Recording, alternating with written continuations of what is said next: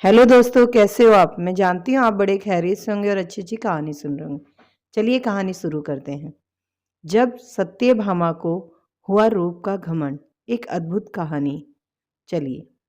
श्री कृष्ण भगवान द्वारका में रानी सत्यभामा के साथ सिंहासन पर विराजमान थे।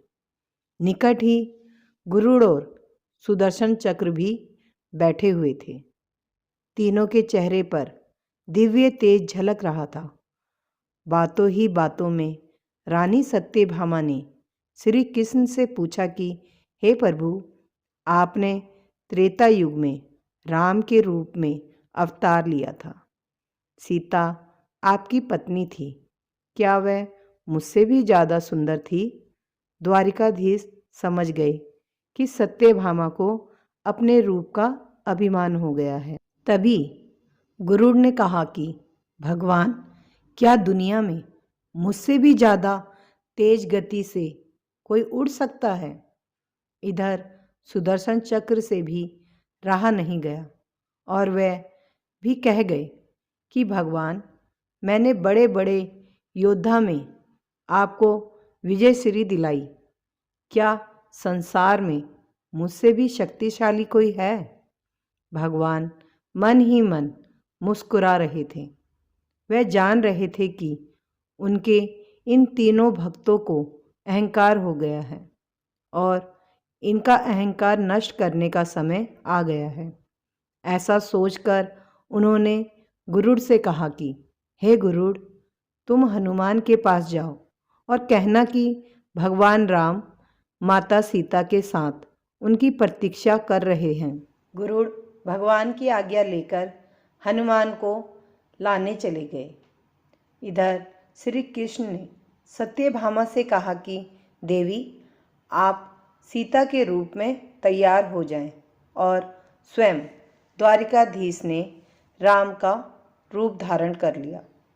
मधुसूदन ने सुदर्शन चक्र को आज्ञा देते हुए कहा कि तुम महल में प्रवेश द्वार पर पहरा दो और ध्यान रहे कि मेरी आज्ञा के बिना महल में कोई प्रवेश न करे।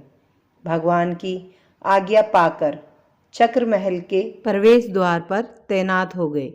गुरुड़ ने हनुमान के पास पहुंचकर कहा कि हे वानर श्रेष्ठ, भगवान राम माता सीता के साथ द्वारका में आपसे मिलने के लिए प्रतीक्षा कर रहे हैं।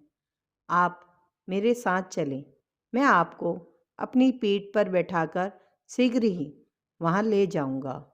हनुमान ने विनयपूर्वक गुरुड़ से कहा, आप चलिए, मैं आता हूँ। गुरुड़ ने सोचा, पता नहीं यह बूढ़ा वानर कब पहुँचेगा। खैर, मैं भगवान के पास चलता हूँ। यह सोचकर गुरुड़ शीघ्रता से द्वारका की ओर उड़े। और यह क्या, महल में पहुंचकर गुरुड़ देखते हैं कि हनुमान तो उनसे पहले ही महल में प्रभु के सामने बैठे हैं। गुरुड़ का सिर लज्जा से झुक गया। तभी श्री राम ने हनुमान से कहा कि पवन पुत्र, तुम बिना आज्ञा के महल में कैसे प्रवेश कर गए? क्या तुम्हें किसी ने प्रवेश द्वार पर रोका नहीं?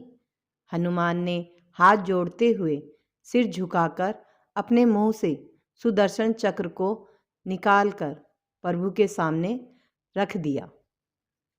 फिर हनुमान ने कहा कि प्रभु, आपसे मिलने से मुझे इस चक्र ने रोका था, इसलिए इसे मुंह में रखकर मैं आपसे मिलने आ गया। मुझे क्षमा करें। भगवान मन ही मन मुस्कुराने लगे। हनुमान ने हाथ जोड़ते हुए श्री राम से प्रश्न किया, हे प्रभु, आज आपने माता सीता के स्थान पर किस दासी को इतना सम्मान दे दिया कि वह आपके साथ सिंहासन पर विराजमान है? अब रानी सत्यभामा का अहंकार भंग होने की बारी थी। उन्हें सुंदरता का अहंकार था जो पल भर में चूर हो गया था। रानी सत्यभामा, सुदर्शन चक्र व गुरुड़ जी, तीनों का गर्व चूर चूर हो गया था। वह भगवान की लीला समझ रहे थे। तीनों की आंखों से आंसू बहने लगे और वह भगवान के चरणों में झुक गए। जीवन में कभी भी अहंकार नहीं करना चाहिए। जरूरी नहीं है कि आज जो आपके पास है वह कल भी होगा। अपने अंदर जरा सा भी अगर अहंकार आने लगे तो स्वयं ठाकुर जी हमसे दूर हो जाते हैं। ठाकुर जी को निस्वार्थ भक्तों की ही जरूरत है, अहंकारियों की नहीं।